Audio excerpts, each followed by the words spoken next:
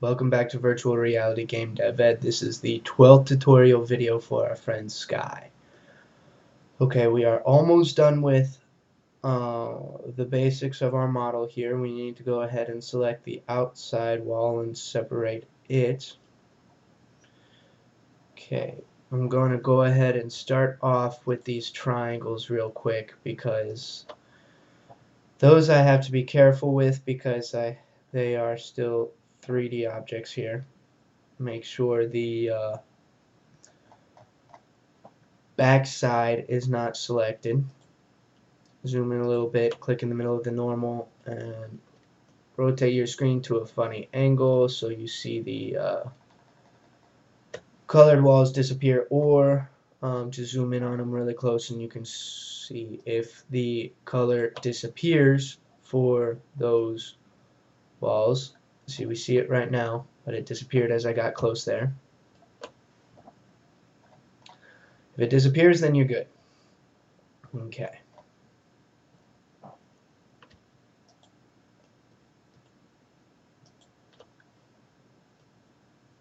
Again, to zoom in and out, I'm just using my mouse wheel. Okay, I'm looking good there. Now, since I went ahead and already put all of the inside walls on another plane, or on another layer, excuse me, all of these outside walls are planes, so I don't have to worry too much about selecting them. I can just go around and select all of them nicely. Just make sure, try to be careful about not selecting these little extra faces on the inside of windows and doors from solidifying the object.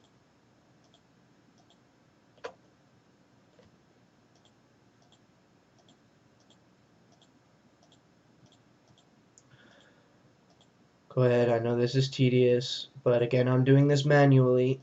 You can hold down Control and use your left click and circle things to select them. And it works just like holding the Shift button and selecting them. It will select multiples and keep others selected. However, because of the windows and these extra faces that I made from solidifying the object, I'm just going to go ahead and do all of this manually just to make sure that I have the right faces selected.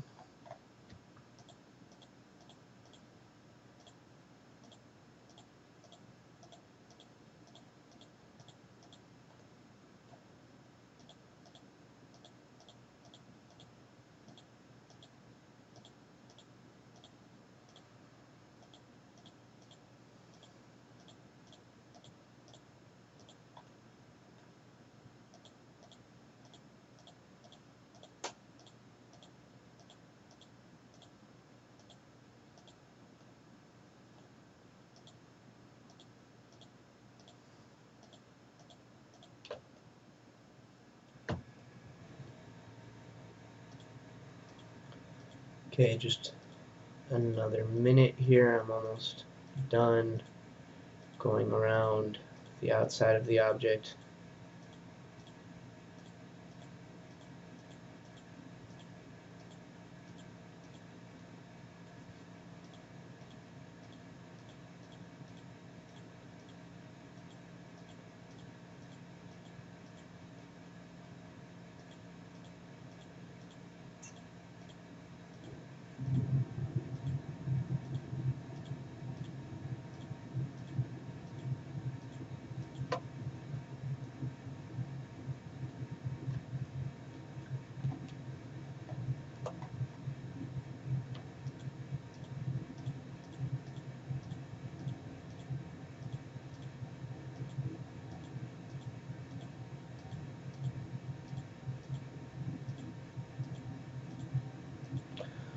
Okay, once you have the entire outside selected, then go ahead and press P on your keyboard again to separate that selection. Left click to separate that selection. Left click over to here to select it. It pops you back out to object mode. Click here, and we want to rename this. I'm just going to leave this a simple name, outside. enter or click out to get out of there, and I want to go ahead and put this in another layer. I'm gonna go ahead and leave it on this, leave it kind of next to my roof, that way it's organized and I know right where it is, and it should disappear. Okay, now the last thing we need to do here is separate our floors out. So go ahead and right click on our object again, press tab to get back into edit mode, make sure your faces are selected, and I'm going to go ahead and start off with the bathroom. Select that bottom face, press P to separate that selection. This is why I named my original object floor. I knew the floor would be the last that I was working with, so that saved me a little bit of time. I don't have to type floor. This is my bathroom, so I'm calling it floor bathroom. Spell it right here. Okay. And then now I want to go ahead and put all of these in the same layer. So I'm going to put them in the fourth layer over here. Right click on this, press tab to get back to edit mode, and go ahead and click on one of these faces and select the rest of them on this floor, and press P to separate that selection. This is my bedroom, so click on it and that will pop you back out to object mode. Get out here, delete the rest. This is bedroom. Enter, click out of it. I'm going to put it in the same layer as my other floor.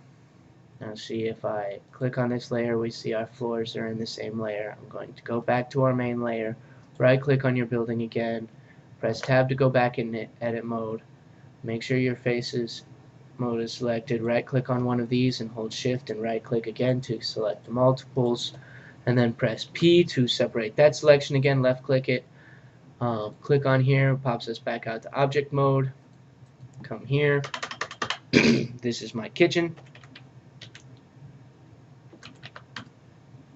enter, select out of it,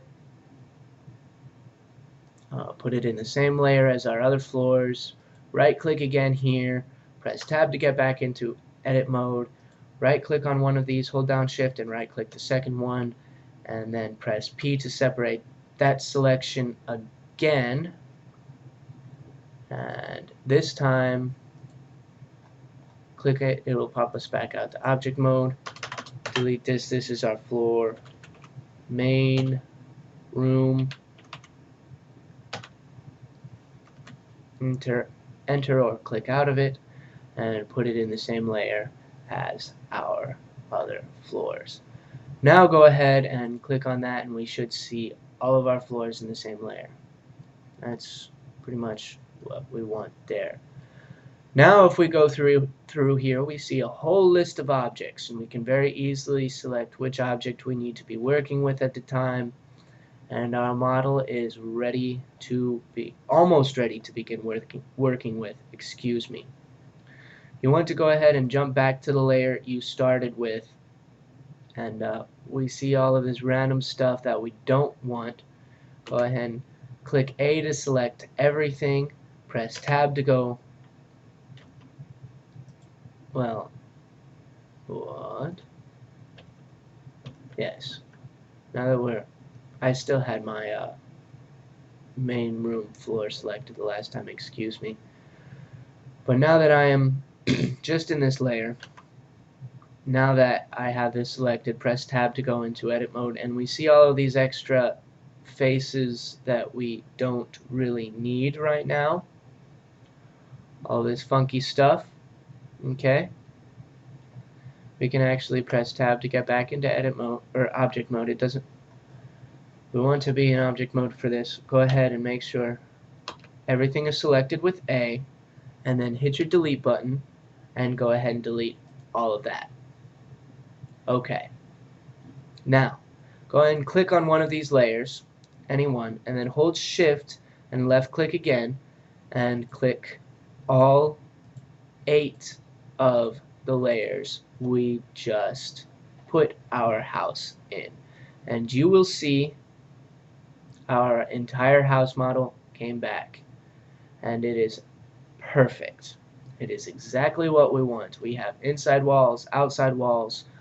We have everything we want to be working with. So, now it is finally time to start talking about texturing. Okay. Now, in order to do textures on a three-dimensional object like this, an odd-shaped object, putting a texture on a single flat face is fairly easy. However,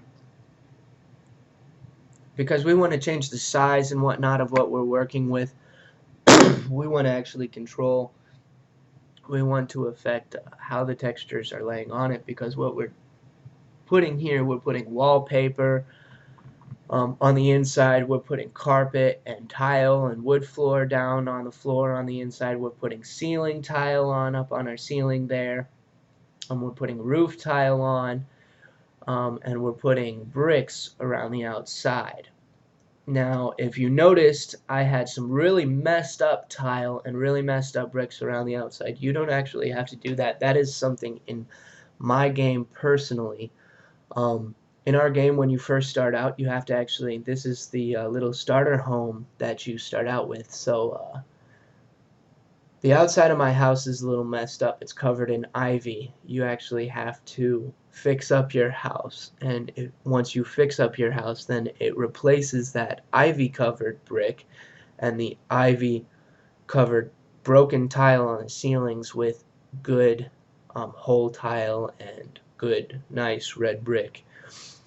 And once you do that, then it unlocks the ability to buy new ceiling or roof tile and bricks for your wall.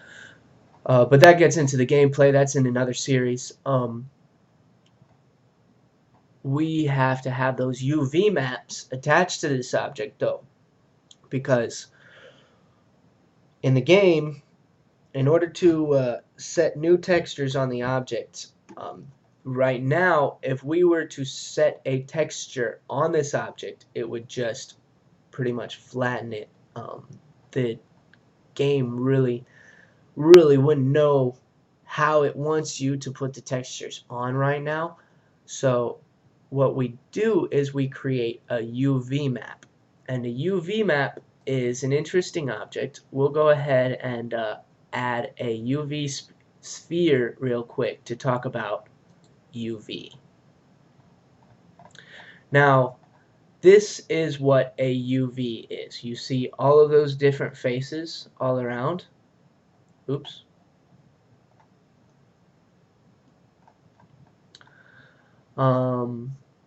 UV basically means that it is not a normal shape like a square or a cube or anything that's easy to work with. It's any kind of three-dimensional object that has funny sides, not normal polygons. So, in order to texture, go ahead and delete that back out of your scene. In order to texture these, we have to make something called a UV map, which tells the game, or Blender in this case, where to match up that textures to the UV. So that's what we're going to get started doing in the next video. I'm about out of time for this one, so I'm going to go ahead and stop there, and we will pick up with UV mapping in the next one. We will see you soon.